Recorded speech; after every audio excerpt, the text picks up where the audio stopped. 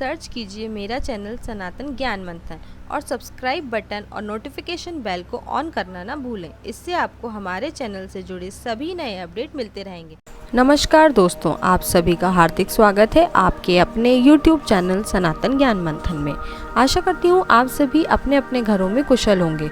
मेरे द्वारा बनाई गई वीडियो का उद्देश्य सनातन धर्म व अपनी संस्कृति का ज्ञान वीडियो के माध्यम से लोगों तक पहुँचाना है, ताकि आने वाली पीढ़ियाँ अपने धार्मिक ज्ञान को आसानी से प्राप्त कर सकें। तो हमारी सभी वीडियो को अंत तक ज़रूर देखिए व जुड़े रहिए अपनी धर्म और संस्कृति के साथ। दोस्तों, आज मैं आप सभी के लिए पवन पुत्र बजरंगबली की माता अंजना की कथा को लेकर आई हूँ। कौन थी पूर्व जन्म में माता अंजना और कौन से श्राप के कारण उन्हें मनुष्य रूप में लेना पड़ा जन्म। तो बिना किसी देरी के बढ़ते हैं हमारी इस कथा की ओर। एक बार देवराज इंद्र की सभा स्वर्ग में लगी हुई थी। इसमें दुर्वासा ऋषि भी भाग ले रहे थे। जिस समय सभा में विचार विमर्श चल रहा था, उसी समय सभा के मध्य ही पुंजिक स्थली नामक इंद्रलोक की अप्सरा बार बार इधर से उधर आ जा रही थी। सभा के मध्य पुंजिक स्थली का यह आचरण ऋषि दुर्वासा को अच्छा न लगा। दुर्वासा ऋषि अपने क्रोध के लिए प्रसिद्ध है।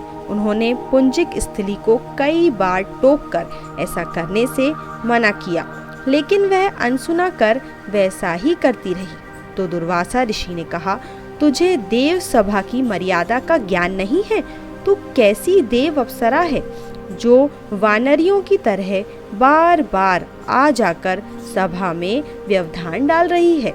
जा, अपनी इस आदत के कारण तू वानरी हो जा। दुर्वासा ऋषि का श्राप सुनकर पुंजिक स्थली सन्न रह गई।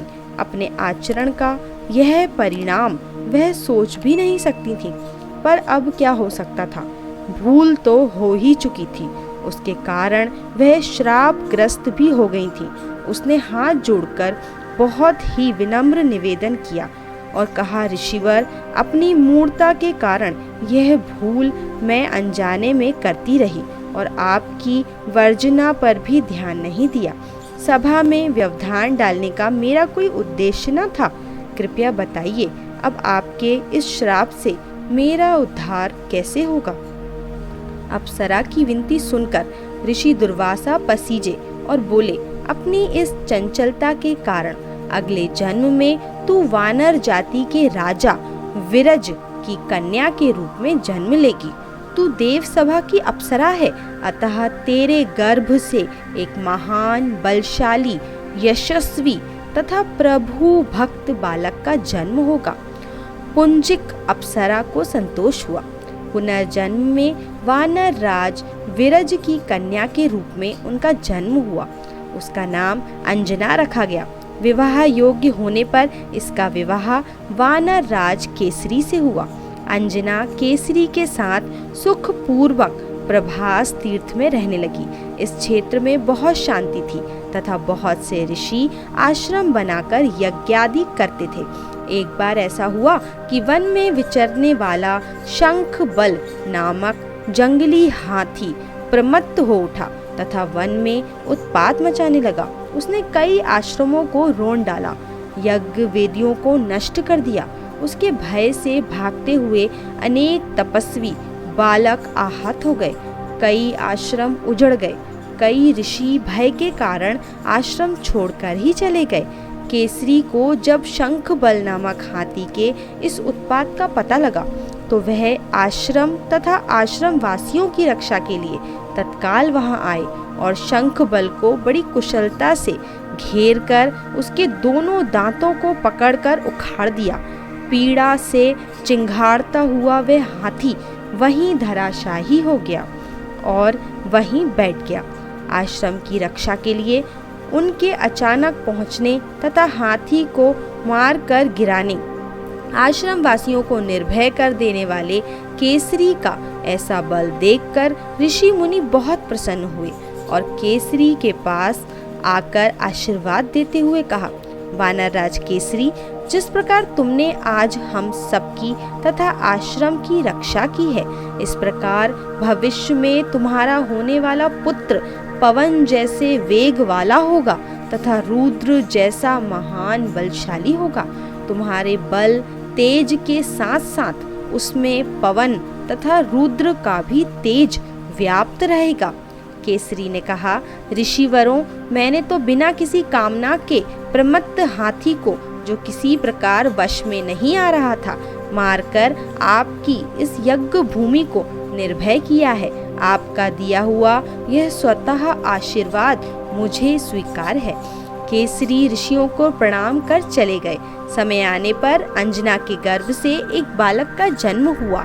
उसमें अपने बाल्यकाल से ही ऋषियों द्वारा दिए गए आशीर्वाद का तेज झलकने लगा। आश्रमों में वह पवन वेग की तरह यहाँ तहाँ पहुँच जाता।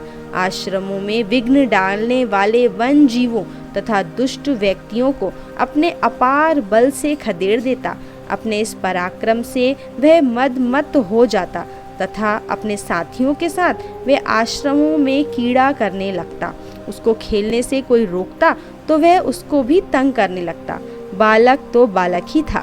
उसके बाल कौतुक से जब ऋषियों को असुविधा होने लगी, तब उनके पूजा पाठ और यज्ञ में व्यवधान आने लगा, तो उन्होंने उसके स्वभाव में शांति लेने के लिए आशीर्वाद जैसा श्राप दिया कि तुम अपने बल को हमेशा भूले रहोगे। जब कोई तुम्हें आवश्यकता होने पर तुम्हारे बल की याद दिलाएगा, तब फिर तुम में अपार बल जागृत हो जाएगा। इससे वह बालक शांत स्वभाव का हो गया। केसरी नंदन यह बालक आगे चलकर हनुमान नाम से प्रसिद्ध हुआ। सीता जी की खोज के लिए जब कोई समुद्र पार करने का साहस नहीं कर रहा था और हनुमान भी चुप बैठे थे, तो जामवंत ने हनुमान जी को उनके बल की याद दिलाई। तब उन्होंने समुद्र पार कर सीता माता की खोज की। तो इस प्रकार हनुमान की माता का धरती पर जन्म हुआ। तो दोस्तों, आपको हमारे द्वारा प्रस्तुत की गई ये कथा कैसी लगी, हमें नीचे कमेंट बॉक्स में ज़रूर बताएं। अगर आपको हमारी आज की ये कथा रोचक लगी हो तो इसे लाइक करें व ज़्यादा से ज़्यादा लोगों तक शेयर करें, और ऐसी ही और भी धार्मिक कथाओं व रोचक जानकारियों के लिए सब्सक्राइब करें हमारे YouTube चैनल सनातन ज्ञान मंथन को, और फेसबुक पर फॉलो करें हमारे पेज को। अब हमें दें इजाज़त, कल फिर से मिलेंगे हम एक और नई कथा व रोचक जानकारी के साथ। धन्यवाद दोस्तों।